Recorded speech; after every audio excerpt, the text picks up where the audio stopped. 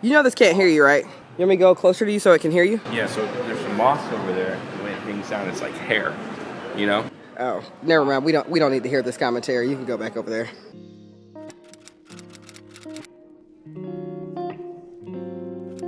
That's the Pantheon right there. Pantheon, ancient as hell. So, talk to us about what an Italian breakfast is. A breakfast in Italy is essentially sugar on sugar on sugar. You're gonna get chocolate, cream puffs, lemon curd, which is dope, like the first day. Maybe even the second day. But around about day 3, I just need a sausage leg to bite into, you know?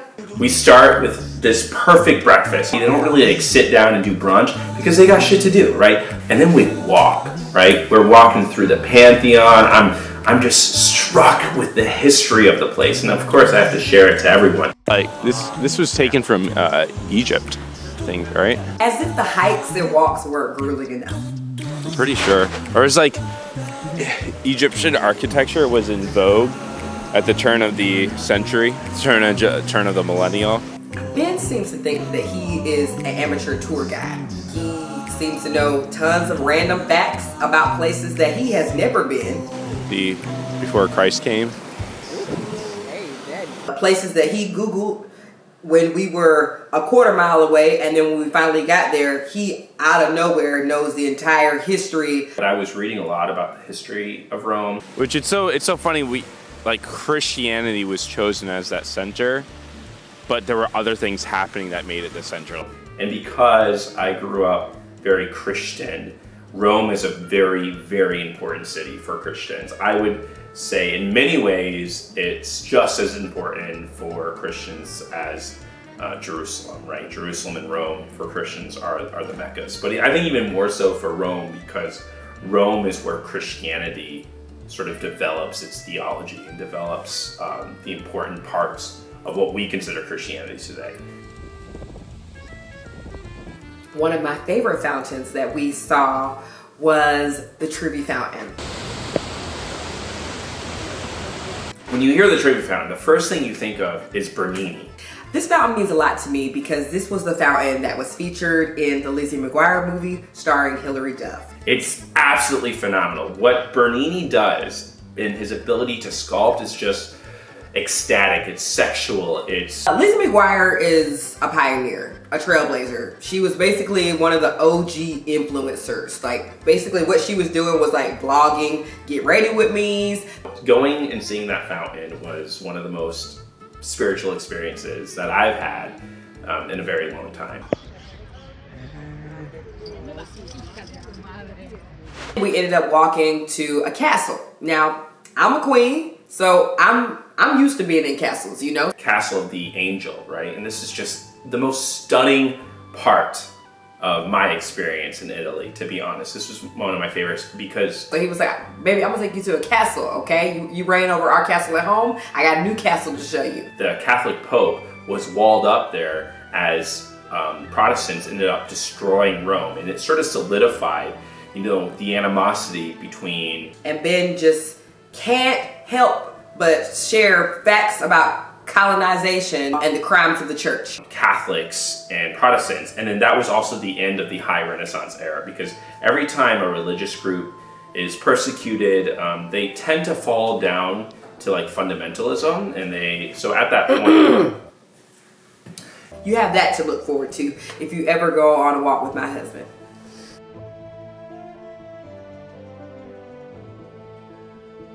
You just get chills standing there and looking. And it was also featured in Angels and Demons as well. So if you watch Angels and Demons, they go to Castle of the Angel and Saint Michael, who the legend is, you can see his statue up there. The legend goes that in the 500s, 500 AD, when the castle, you know, was starting to be built, the Pope had a vision of the plague being rid. But I forgot that this was like an old stony traditional castle, so it was just stairs on stairs on stairs on stairs, and then you turn around the corner, it's gonna be a stair, and then you look under the bed, it's like, ooh, a stair. So there were many, many stairs in the castle to climb, and then when I got to the very, very top, y'all, I had to use the bathroom, and turns out there's only a bathroom on the first floor of the castle. So for the castle that I'm building in the future, there will be an elevator.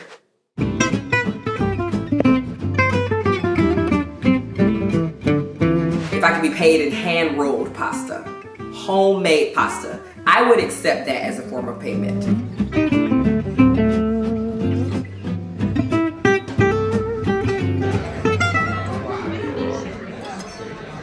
These beautiful, wonderful people that I get to spend my life with. That's so wonderful. Ready for the sheet? I could smell once I got into the restaurant that they knew what the fuck they were doing in there. So I ordered everything. I'm talking, I ordered tripe, which I'm pretty sure is sheep intestines. Now I'm from the South, so we do things like eat intestines. You know what I'm saying? We eat chitlins and stuff like that. Or shitlins, as they're called by some of my cousins. So we eat chitlins and pig's feet and gizzards and things like that. So it was nothing for me to taste the tripe, the sheep belly.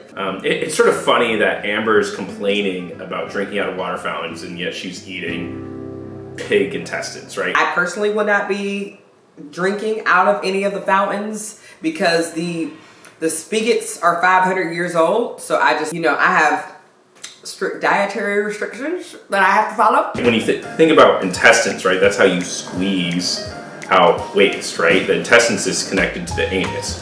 So she's eating food, basically waste was being passed through. But instead of the waste inside the intestines, they fill it with like a meatball, like a sausage. It was really, really good. I could eat intestines all day. After Trecca, we went to a nursing home. A jazz club.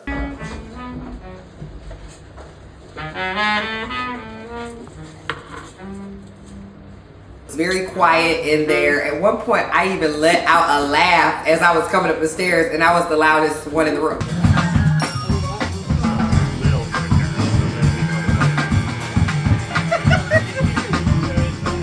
I tried to even dance, because every now and then them old geezers was picking it up. So I tried to dance a couple of times, and people around me were like looking back, like, what is she doing?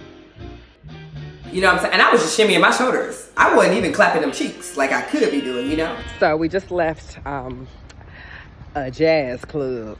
Did you enjoy the geriatric jazz club? Okay, so I felt really guilty because I was the one who chose to go to this jazz club. And if Rome, the thing about Rome, right? It's really known for its jazz. So I thought that I would be totally safe going to just any old jazz club. The jazz needed seasoning. It's like you do it with your pastas. Please figure out the formula with the jazz, baby. After the unseasoned jazz club, we decided to walk even more. We were on the Spanish Steps, and there were a lot of people out there, so we were people watching. Me and Jason are very good at like knowing exactly who we're talking about. Like we don't have to even look at each other. We could be like, "You see eyebrows over there, right? He looking good." Ben thinks we're talking about statues and things like that. All right, if you're enjoying this, please like and subscribe, and then... Not describe, baby, subscribe. Oh yeah, if you enjoyed this, like, subscribe, watch for day 3. It's going to be great.